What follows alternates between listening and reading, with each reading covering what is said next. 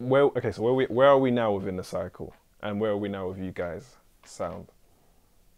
So to us, our sound it's become a bit more urban, a bit more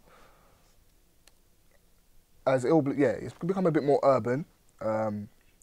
But we've always been making urban music behind the scenes. So around 2015, we started working with MoStack, and that's when we produced like Liar Liar for him, Murder, and up until now, more recently, What I Wanna and Litness. So All behind the big tunes, scenes, all big tunes, man. yeah, thank you. Yeah, thank So you. behind the scenes, we've been producing tracks, urban tracks, even Gecko, obviously SneakBo Gecko, stuff. yeah, too. And then we just wanted to like just merge the two. Like we've been making like more bass and house and stuff over the years, funky over the years, and obviously at the same time producing for other artists, doing different genres. And we're like, why can't we just Merge the two. merge the two? Like we don't have to have Ill Blue and Ill Blue be this one thing over here and us as producers be another thing. We're looking at some of our favourite producers and peers like Diplo who produce All all different types types, of yeah, sort of stuff. So it's like, yeah, why don't we just jump into it? So that's where we are sound-wise now. Yeah. Yeah. I mean, even with the MoStack, the songs that you guys have mentioned are like, is the songs that I knew of him. You know what I mean? So how did that even connection come about you guys linking up with MoStack? Did a song with SneakBo called Yeah, Right shit, Now, yeah. which Jay Spades is on Yeah. as well. So yeah, we produced that, and then from that studio session, we just hooked up again, and then we produced, I think, a song called Murder for him, featuring my logo, and he was happy with. They released that as a single. That did quite well. I think he got his first like playlist from that, and then he was like, yeah, let's naturally just keep working, and then Liar Liar was born, and from there we've just been building with him. Yeah. I mean, because I'm thinking about like, I know me personally, I find the music industry jaded. Like, you get jaded, sorry. Do you understand? And I was just wondering, like, and we spoke about this off camera, you guys are almost probably like the real A&Rs. You know, you really are sitting in, you're talking to the artists, like, hey, I've got this for you. What role do you see as, from a label perspective, an A&R from a label? And then do you then also see it that the producers are now coming like almost like the real A&Rs, because you guys actually are creating a sound, you actually are having to vibe. And sometimes you probably even maybe like helping them arrange. Yeah. Like, yo, no, how about you put that there? And like, how does that work out now? Because people say A&R in from a label perspective is kind of dead. Yeah, it's not. It's a hard one. It's a hard one with that. It's not really like how the old school days of A&Rs, they'll come in, sit in your studio, they'll kind of line up things and then, yep, all right, cool, now it's ready, we're going to go and present it to the label. It's more us and the artists. We sitting down. Well, for us personally, in our situation, we're in our studio, we're thinking of what's going to be our next single, or what do we need, what's going to be the next sound, how do we want our music to sound, blah, blah, blah, and get the right artists to feature on the records and get that package together. So it's really, whereas we're older in the game as well, we've been here for 10 years, we're kind of well drilled in how this music thing goes. You know, so we know what we need to do. We know what puzzles we need to put, and we've got some good management as well. So we know how to put a project together, and we can analyze what's going on outside our studio. So we know what will fit in. We DJ as well, so we know what tunes, how to make a tune, connect in a club and whatnot. So all of those aspects put into a record, it's like we're getting the job done. I would like to add to that. It's like, I would say the scene, like right now, a lot of things be driven from the artist point of view. Like the artists are driving things. They're putting records out on their own and it's flying. Like the labels they're not gatekeepers as they once were. Even like with radio, they're important still for like really breaking a record and making a record a hit, but they can't.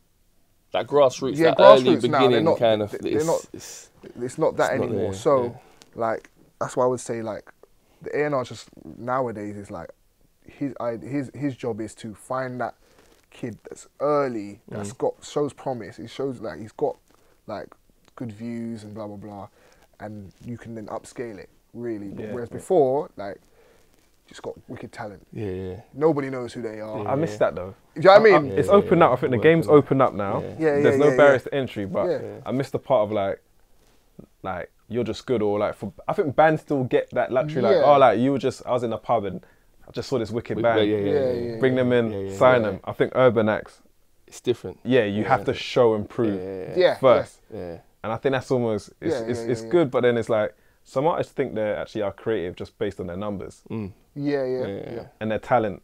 Yeah. It's just those artists probably they probably understand like what's making it work, but probably in a creative sense. They're not the one. Do you know what I mean? But yeah, they nowadays it's just driven by like, especially in the urban scene anyway. It's just, you know, put your music out, you understand it, you work it, and then the labels come knocking afterwards.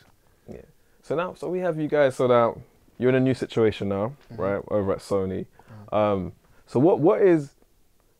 Because I know you as producers are usually behind the scenes, but now thank you for even doing this interview. Like, is it now like almost not rebranding? Yeah, it's but a rebranding. So it's a rebranding. Yeah, it's 2.0. Yeah. So it is a rebranding.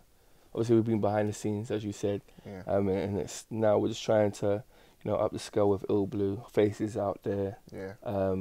We're in the videos. We're in the videos. Really, you doing the Diddy stuff now. You're jumping all up Yeah, in the man, videos. take that. Yeah. Now we're just trying to be more visible. Yeah. Everybody said it for years. Like, you guys need to be more visible. You guys need to do this. And it's like, you know what? We're making music we really enjoy, and we want our faces to be. We just want to be a part of it. You know, we want people to see that we are taking it serious. What we're making. It's just down to like, if you even think about the producers that you do know or aware of. Yeah. They were in the music videos or they were on the song. So, like, if we want our brand to grow, and so we just need to be in front of the camera.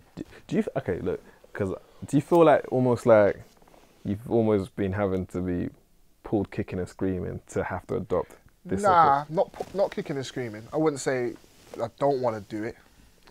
We enjoy it.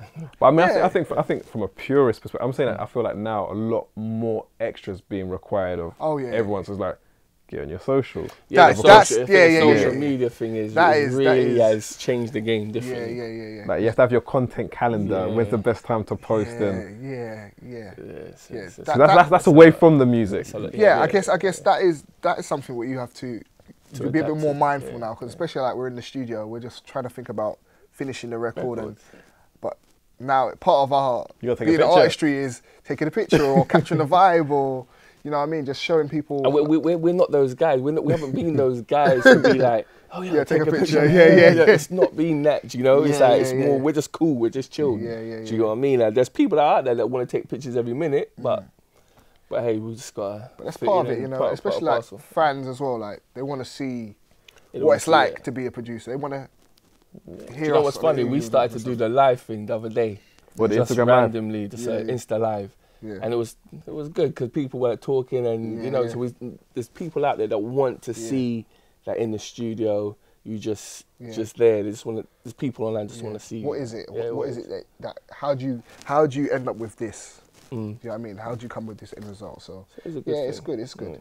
And that's what I'm saying. Is like, it's because even if someone just was to take you guys just from MoStack 2015 to now, that's still current enough. Yeah. Oh yeah. So even the music that you guys are putting out now, you're still current. It's not like, back in the days, when your sister was in college, we were making. Do you understand? Like, you're still living with the times. Of course, yeah. Do you know what I mean? So I think that would definitely pique a lot of people's interest. Like, yo, how are you guys like making these rhythms that are still like banging? Do you understand? Yeah. So I think that's when social media is definitely used in a good way. But I think also following up from that, what kind of like requests do you get from people? Like, do you get like people DM and say like I know for me personally, I get some random DMs. I'm thinking, you just not. I think you said, is it well drilled? Well drilled, yeah. There's a point where you just realise they don't have a clue how this works. So maybe like, yo, I've got a tune. Can I get in a studio? Like, a lot of that stuff. A lot of that, yeah. If we're gonna try and like educate people like how things work, like in terms of someone wants to propose, like, oh, like, I've seen this, like, these guys are sick. How would somebody get to work potentially with an ill blue? Like, what's the process? Because I think a lot of the times people just like, I sent them a DM, didn't holler back. Them man's a gas. They're not. Yeah. It's, you know what? Look. There's lots of stuff we like. Yeah, you could send us something and we might like it, but us actually be able to fit it into our schedule to kind of sit down, it could take a while, do you know? And some people ain't got the patience for that. It's hard. It depends on the moment. Everybody, our brains are different at different times. You know, we might feel something last week, we're not really feeling it because we're on another wave this week. Do you know? So generally, it comes through the management. It comes through management, or if we meet if we meet someone and you connect with someone, that's how it is. Better than the DM business. Or if we meet someone at a show, like, you know, that vibe is cool, you know, and we chill, we kick it, and then next thing you know, we're in the studio, and then that's how things could happen as well. But as James said, more time is through the management. And that. So what kind of current artists are you guys like working with as of now? So we've been in the studio with Heady One. Hardy Caprio, Young T and Bugsy. Zai. A lot. MoStack a lot. We've been doing a lot of stuff on his album. Who else? Louis SCN as well. He's back in. Is he back? Yeah, he's back. He's coming. Yo, he's project coming. Yeah. He's got a phenomenal range, man. Yeah, man. But He's dope. He's dope. I need him to come back, bro. Dope, please, man. like. Come back, man. Yeah. Next year he'll be there. He'll be about, man. Because he's still kind of young in the game, but he's been in the game for long, but he's still. It's just one of those ones where the talent's not in question. Not in question at all, man. Not in question at all, man. Yeah. So I'm excited about that one. AM as well. Yeah. We was working with a Spanish guy called C Tangana. As well. He's dope. Yeah, man. There's quite a few people here and there, and obviously working on our own stuff as well. Remixes, deadlines for those as well. So quite busy. So how's that going then? So now we're going to be expecting an album, right? From you guys. Single, but album eventually. But it's singles. When the album's ready, you know how it goes. When there's a demand. When there's a real demand, then we just got to put out singles, quality records, and just keep building the brand. Okay. Slightly controversial, right? But it just popped in my head when you're saying, like, you know, single. Like, from what I think, from you guys being in the game for 10 years plus, you guys can make an album tomorrow. I don't think there's any, like, we can't make it. But I'm saying the business portion of things, of, like, you said demand. Like, is that almost the part where you almost, like, we can't control the external factors of what creates a demand? Because you guys are music men. You guys can make the music all day long. At a point, you got to pass the music on other people's expertise. Is it a bit like, well, we've done our job? No, I think like albums now, like people have to be really invested to listen to your album. You know, like if they're gonna listen to your album, like, they've got to really want, like I know for me, there's only a couple acts that I like. When the album drops, I'm really checking the album. For the most part, I listen to singles on Spotify or whatever. I'm not listening to a whole project. It's to be familiar with a bunch of songs and then what's to follow. And you know, just because of where people listen now, they listen on playlists. They listen to a group of songs by different acts. So they're not really going to the actual acts page, staying there and listen to a whole project. So there needs to be a proper demand there. Like, you've built up anticipation for people to say, yeah, I'm going to go and invest my time listening to this album. So and we're only one track in a 2.0 Ill Blue. So, so we just got, you know, just got to build it up and build it up. And so someone's in the studio, you got a dope beat. You're like, yeah, man. This like, are we gonna do a swap? Like, I give you this beat, you give me one for my album, because I'm thinking you may make like some really sick songs, and it's going elsewhere. Where swaps are definitely a part of. Swaps, because I'm just thinking that, like, because the artists you're working with, I'm sure those songs are for their projects. Because Heady's got a lot of heat now, man. Heady One and like Mo. So potentially these are probably some of the same artists that we would have. Potentially in your. Yes, correct. Yeah. What? And this is another random thing. What's your take on, like, the whole Afro bashment type of sound? Did you guys ever dabble in that at all, or? Yeah. I feel like when we made like Murder, that was like the beginning of us stepping into it. So that was like, it was released start of 2016, and I was like, when we was making the tune, it's like, yeah, this feels like funky. It was like so easy that I was like, we just weren't thinking about it.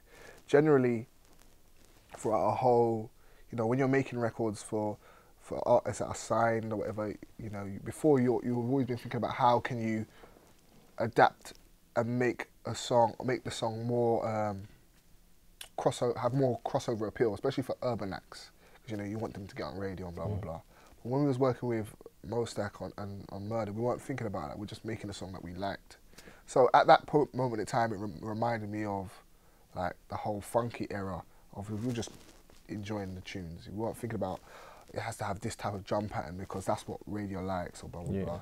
So like right now, to answer your question, like Afro swing to me just feels like a mixture of like it feels like fun music for one, and it just feels like a mixture of everything that we've kind of liked in the UK urban scene. Like it's got a bit of dancehall, Afro beats, a bit of hip hop. It's a mixture of everything. Yeah. So yeah. I mean, I guess the reason why I asked that is because internally people are saying to me like, oh, the Afro swing sound is coming to the end of its cycle. And I think when you were saying stuff about like, you know, there wasn't, I feel like with the Afro swing sound, it's like, it's artists, but they're not with that sound. So if you say Notes isn't Afro swing, but he'll be...